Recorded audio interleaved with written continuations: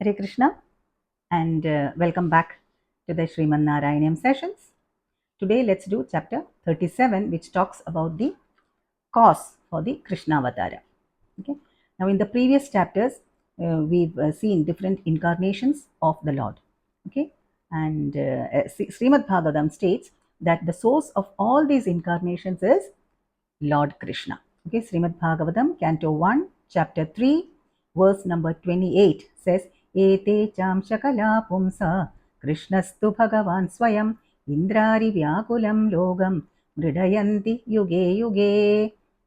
That is, all these incarnations are either plenary portions or portions of the plenary portions, amshas or kala. Okay, but Lord Sri Krishna is the source of all these incarnations. He is the Supreme Personality of Godhead, and whenever there is a disturbance in the material world, he incarnates to address the situation. Okay, now the incarnations of the Lord are infinite.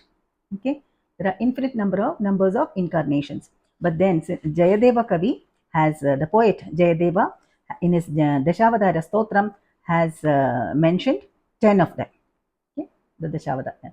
Now in the last session we learnt about Parashurama. Parashu means battle axe. Okay, and with his Parashu he annihilated all the scrupulous kings of those times. Okay, and that is how he got the name Parashurama. Parashu is battle axe and also with his he threw the battle axe into the ocean and moved the sea backwards and retrieved the land of Kerala from beneath the ocean, who had swallowed this stretch of land. Okay, now prior to that we discussed the story of King Rama, the prince of Ayodhya, the king of Ayodhya. Okay, and now in the coming chapters we'll learn about the third Rama, Balarama. Okay, the elder brother of Sri Krishna. We'll see that in the coming chapters. Now, like we discussed last time, chapters 37 to 89 of Sriman Narayaneeyam is a summary of Canto 10 of the Srimad Bhagavatam, and Canto 10 is about the appearance and pastimes of Lord Sri Krishna. Okay. So, as usual, let's read the first shloka and get started. Okay. Sandranandatanohare nanupura daivasure sangare त्वत्कृता अपि कर्मशेषवशतो ये तेन याता गतिम् तेषां भूतलजन्मनां दितिभुवां भारेण दूरार्दिता भूमिप्राप विरिञ्चमाश्रितपदं देवै पुरैवागतै.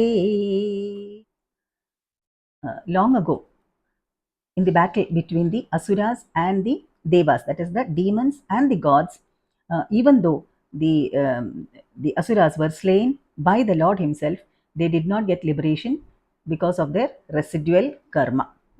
Actually, when one is slain by the Lord, what happens? They attain the Lord's abode.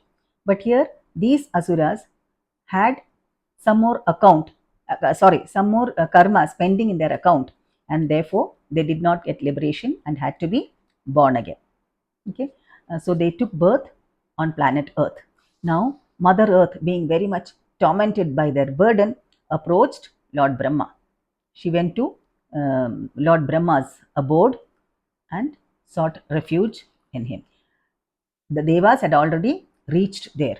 Now, Mother Earth told Brahma, I am unable to bear the burden of these wicked kings.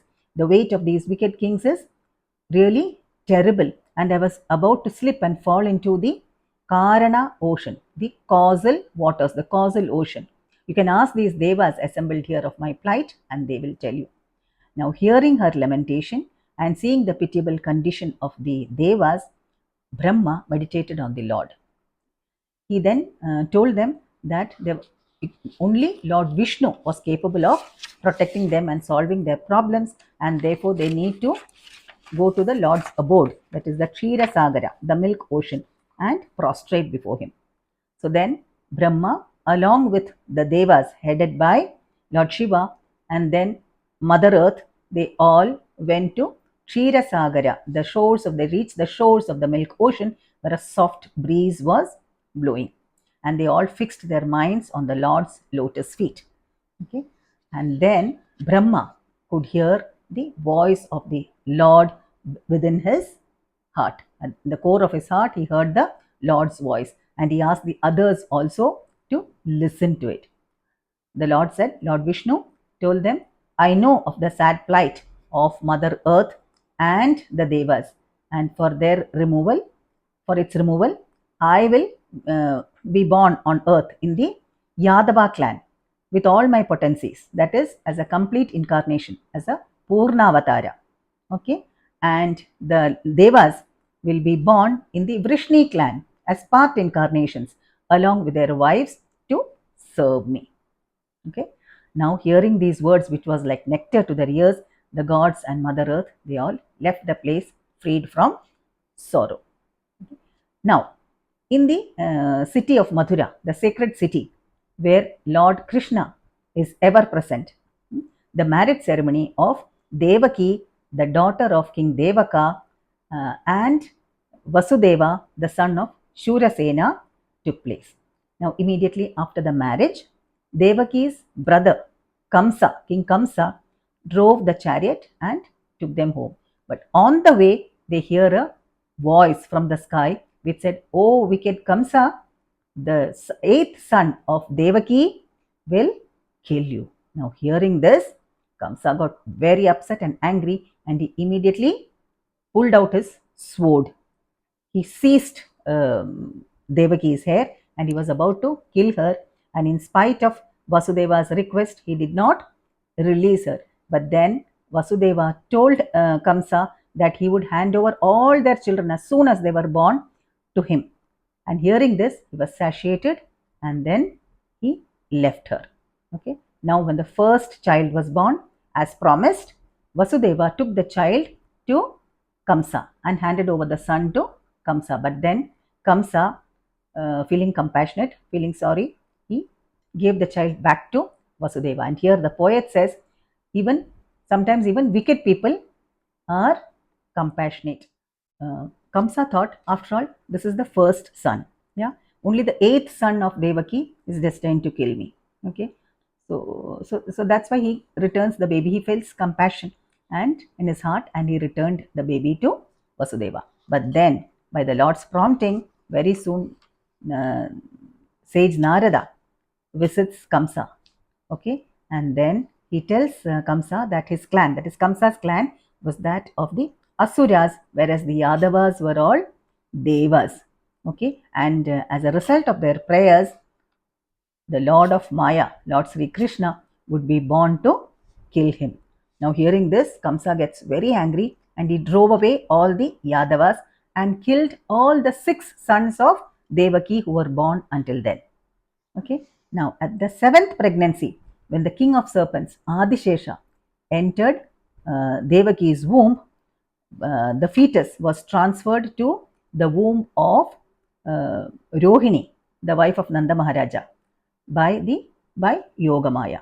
Okay. Now, and then the Lord, who is existence, consciousness, and supreme bliss, entered Devaki's womb as her 8th child. Okay, and the Devas all started singing hymns in praise of the Lord.